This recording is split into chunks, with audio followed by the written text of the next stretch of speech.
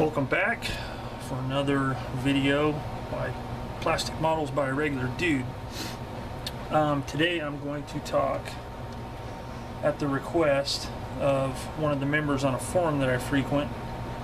I talked a little bit in one of my earlier Tiger videos about cutting masks for doing wheels, or you can do anything else that's round, and how I did it. And this is in response to that, so hopefully it'll be helpful for anybody that wants to try this method.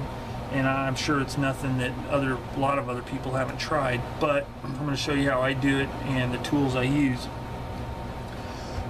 First things first, you'll need obviously, your wheel or whatever circular item you're going to be doing. In this case, this is from it's a leftover part I've had for 25 years. It's for a Russian T-34-76 by Tamiya, and I'm going to use this as my example. You'll need that. You will need some masking tape of your choice. I use frog tape, this brand of frog tape, and I like it because it's easy to work with, it's consistent, and I use it for masking on models and so forth. You just have to be careful. Sometimes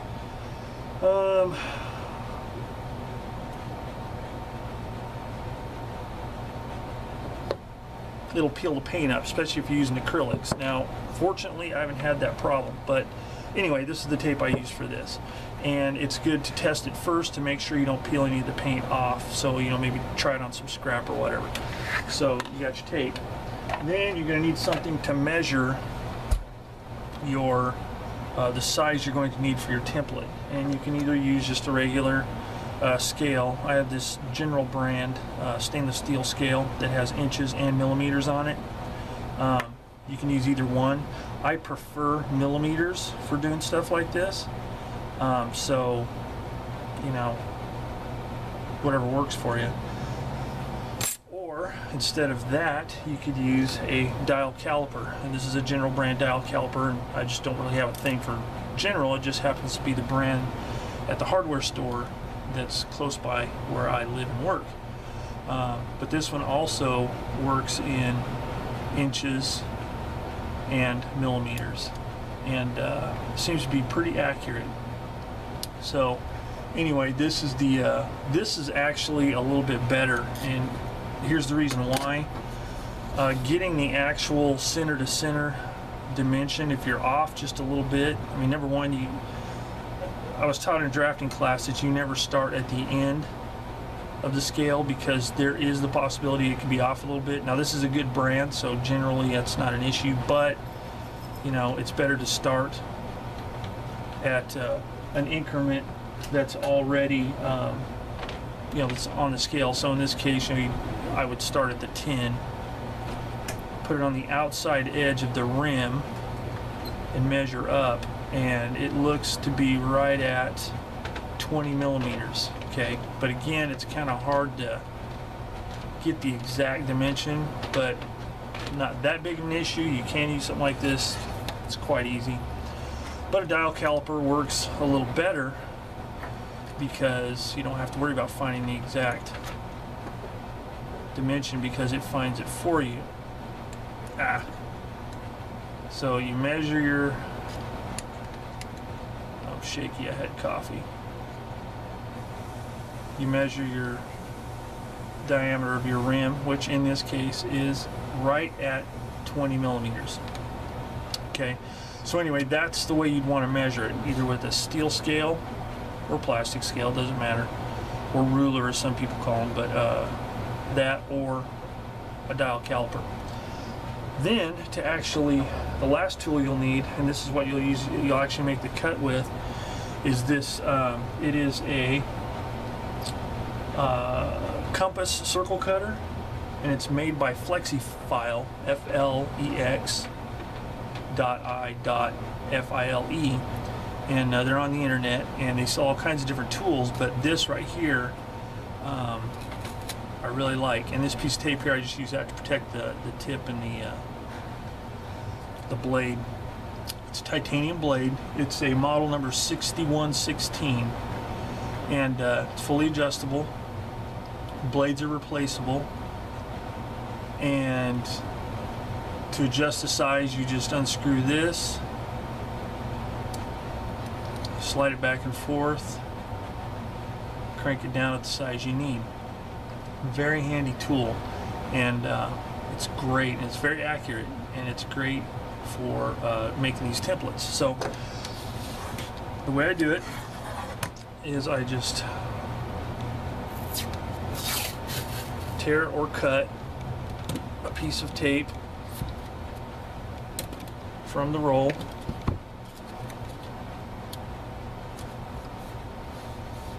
put it on your cutting mat or whatever you use to cut with. Just make sure it's not your wife's dining room table, because she will knock you out or worse. Then you measure your wheel, which in this case I determined was 20 millimeters. So with that, I know this needs to be 10 millimeters. Half of 20 to the center line is 10. So you can just use your scale here, just adjust it, and you might have to try it a couple times to get it exactly. That's why you're using a piece of that's why you're practicing one first. So you just measure it out, tighten that baby down, kind of double check it. I think that looks pretty good. So tighten it down. Then all you do is just make yourself a starter point there, and then simply put pressure to put the blade onto the tape and just give it a twist. And I like to do it a couple times because, you know, if you're anything like me, you can't keep totally even pressure all the way around. Okay, you've got your circle cut. Let me see if I can zoom in a little bit here. Whoops. Okay, so I got that cut. Then just peel your outside part off, and you're left with your circle. So to make it a little easier, maybe use an X-Acto knife to pull the edge up so you don't deform it by trying to pick at it with your fingernail. One thing to keep in mind, especially on the other part, is it may stretch a little bit, so you want to lift it off gently. Then you just take it, start it on one side,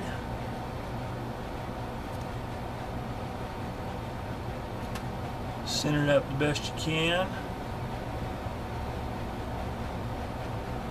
Now in this case it looks like it's a little bit small, okay?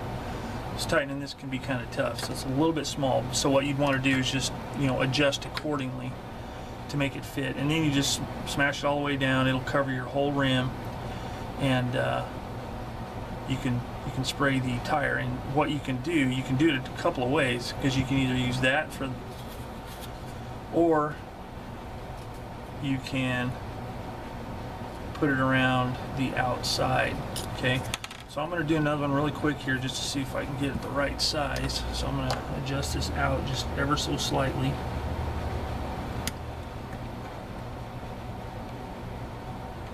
Now I'm going to use my other circle as the template to adjust it. Okay, let's see if that might be a little bit better.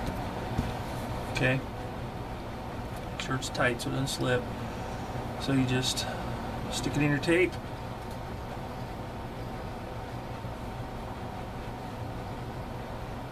spin it around a couple times, voila.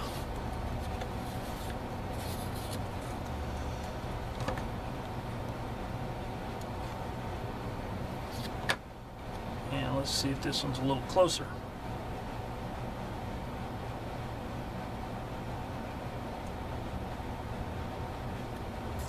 Yes, it is. Perfect. Okay, so now you have the rim portion covered. So like if you sprayed all your wheels with the base color of the model, after it dries, then you put your tape on, then you can spray the tire part. Spray them all black, so you can do all of them at once. Because what you can do is once you get your size down, lay out a long strip of tape, just cut a bunch of circles out and stick them on there. Now I know there are masks available pre-cut, like there's some for Panzer IVs, and the wheel snaps into it. Andy, Mr. Tactical Jackalope, has reviewed those before, and they're really cool. But you know, they can be kind of costly, especially if you buy a bunch. And apparently, they're supposed to be good for different brands of models, but there could be just a little bit difference in each one. And you know, I decided I wanted to try something like this. So with this part left over, you can also use it on the outside. So you could like spray the black first, or whatever color you use for the rubber portion of your wheel, and then you can spray the inside. And it's kind of handy, especially if you're doing more than one color. Like if you're doing a camo scheme and you want to see, it just fits right around like that. Now whenever you peel this tape up, it will stretch just a little bit, at least the brand I have, and you get this kind of weird like little bubble thing going on here, like a buckle mark. Okay, that's no big deal, because all you got to do is use a knife, scissors. I use my sprue cutter, snip it like that, burnish the one end down, let it overlap, and press it down, and it's a perfectly snug, tight fit. So if you spray the rubber first, then you can use this outside part and spray the inside. Okay, really handy. It came in handy for me. I'm glad I saved all these after I cut these, the rings out, or the circles out, because originally I was going to have the tank one solid color, and then I decided I wanted to do the camo scheme on it. So I'd already painted the inside and the outside, so I was able to use this to mask it off to do my little bit of camo color on the wheels. So that's basically it. Really quick, easy to make. Once you get your size set, just go to town, lay out a long strip of tape, cut those babies out, and you can spray a whole bunch at one time. It's a little less tedious than trying to use this other method I've used, which is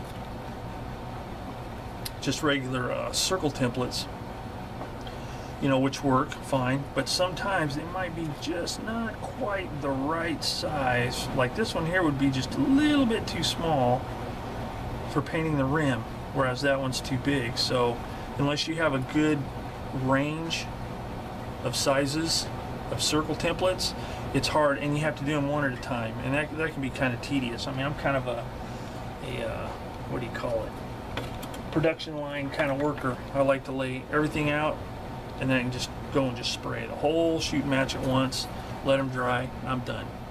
So anyway, that is how I make circle templates using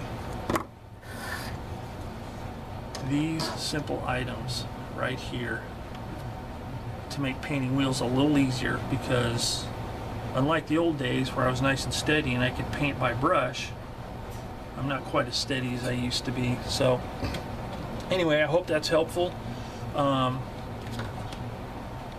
Maybe some of you guys can use it, or if you've used it or done something like it, you know, leave a comment and let me know, because I'm always open for different ways of doing things. So anyway, that's it for cutting circle templates for painting wheels. And as always, thank you for watching Plastic Models by a Regular Dude, and I'll see you next time.